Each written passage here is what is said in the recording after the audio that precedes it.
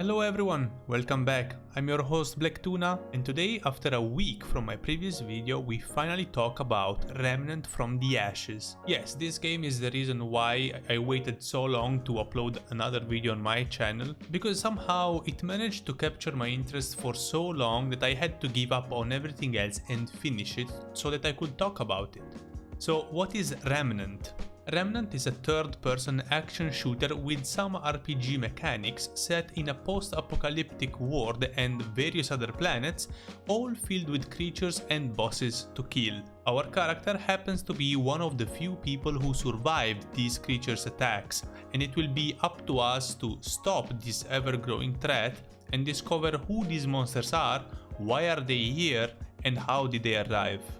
The character customization is not the strongest ever made, but it surely offers some good looking faces and hairstyles. Remnant also allows us to choose our character's voice. This is kind of weird because during all the interactions with the NPCs or in the course of the whole story, our character will not speak once. Yeah, sure, occasionally while fighting he or she will say things like, "Oh, that was a hard fight," but that's about it. It feels like a bit of a waste, and at this point might as well not give players the option to choose it at all. Users will have the option to choose one of 3 archetypes after the tutorial, but these will not affect in any way our character statistics. The archetypes are just different weapon loadouts, and even after choosing one of these archetypes, the weapons associated with the other 2 will be available for purchase from the local weapon merchant. The first thing that struck me when I jumped in the action is that this game is visually pleasing.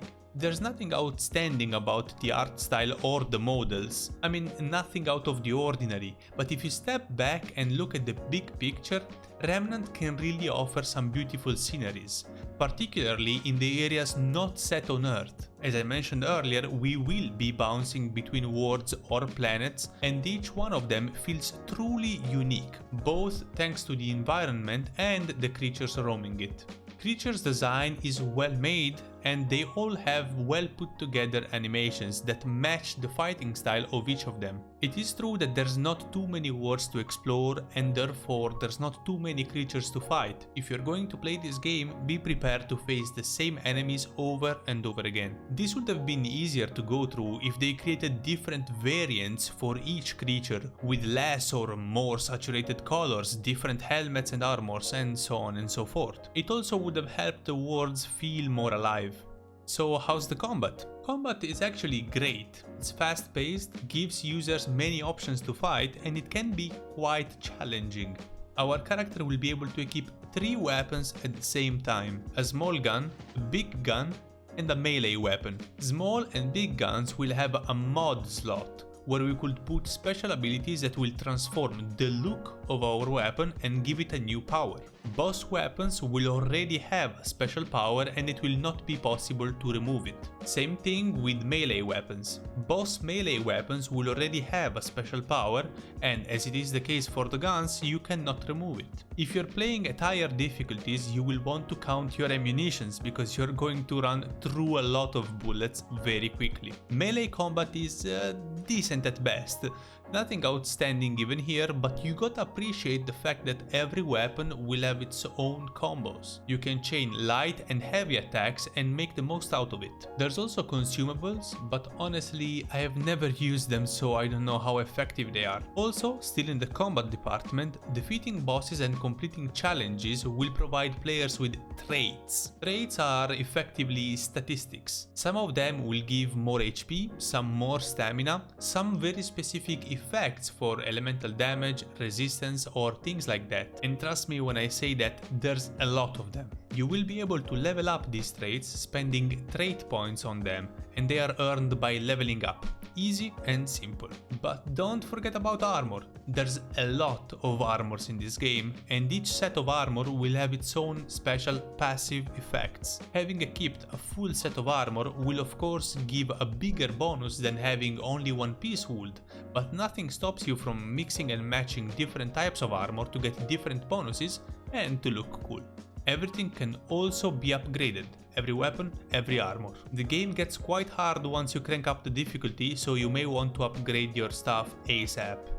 The game plays smoothly, there's no FPS drops, there's no long loading times, and also if you forget about the creature mostly all looking alike, you're going to enjoy the shooting quite a lot. I believe gameplay peaks of course during boss battles. There's plenty and most of them are not hard at all. Each boss will have its unique feature and you will have to understand what it is and to deal with it. And again, it's not hard at all, but just as a reminder, most if not all boss fights will spawn small creatures that you will have to deal with while fighting the big bad guy. It can be challenging, particularly when these creatures spawn behind your back and they whisper in your ear, "Nothing personal, kid," and then stab you. Not the finest gameplay design I've ever seen, but you can work around that. I feel like some of the fights really penalize close range builds, making it almost impossible to complete the fight using melee damage. Apart from this, boss design is a 10 out of 10. Some of the coolest creatures I've seen in an action RPG so far. Props to the team. But how's the story? I'm not gonna lie to you, I've had a hard time following the story while approaching the end. The beginning of the game is so mysterious, you uncover a lot of dirty secrets, and then there's different planets, godly guardians, and so on and so forth. But again, the end lost me. I'm not going to spoil it for you, but I felt like everything that brings you from the second half of the story content to the end is a bit meh. It's underwhelming, anticlimactic, and a little bit disappointing. Is it a bad story? No, absolutely not. Could it have been done better?